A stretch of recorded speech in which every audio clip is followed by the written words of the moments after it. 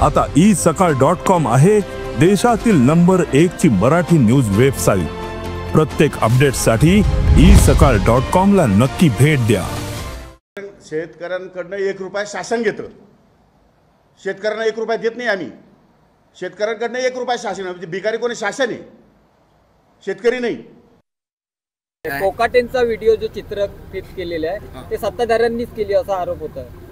हे बघा, आता जे काही प्रकार सुरू आहे त्या बाबतीमध्ये त्यांनी देखील स्पष्टीकरण दिलेलं आहे आणि त्या बाबतीमध्ये योग्य ते सगळं जे काय त्याची पडताळणी होईल।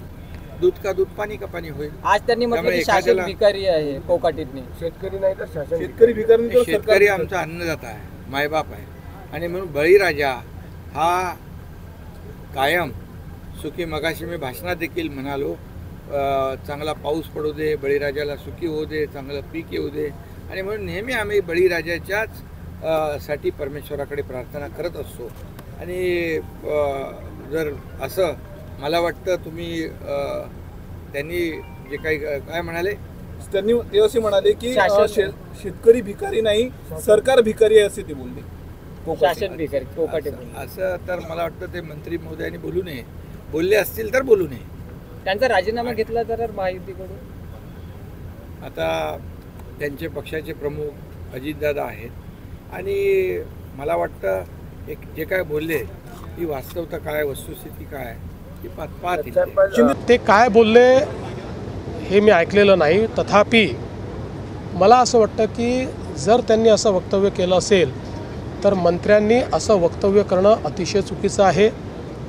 पीक विम्याच्या संदर्भात आपण जाणीवपूर्वक निर्णय घेतला आणि त्याची पद्धती बदलली, कारण आपल्या लक्षात आलं की पीक विम्यामध्ये काही वर्षांमध्ये जरी शेतकऱ्यांना फायदा झाला तरी बहुतांश वर्षांमध्ये त्याचा अधिक फायदा हा कंपन्या घेत आहेत आणि म्हणून त्याची पद्धती बदलली। पण पद्धती बदलत असताना आपण दुसरा निर्णय हा देखील घेतला, शेतकऱ्याला मदत तर करूच, पण त्याचसोबत 5,000 कोटी रुपये दरवर्षी शेतीमध्ये आपण गुंतवणूक करू आणि त्याची यावर्षीपासून आपण सुरुवात केली आहे। 25,000 कोटी रुपये हे 5 वर्षामध्ये शेतीतली गुंतवणूक आपण वाढवतो।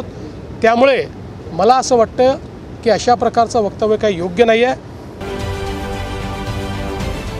महाराष्ट्रातील सर्व बातम्यांचे विश्वासार्ह व्यासपीठ, सकाळच्या सर्व सोशल मीडिया प्लॅटफॉर्मला लाईक, फॉलो आणि सबस्क्राईब करा। तसंच सर्व नोटिफिकेशनसाठी बेल आयकॉन प्रेस करायला विसरू नका।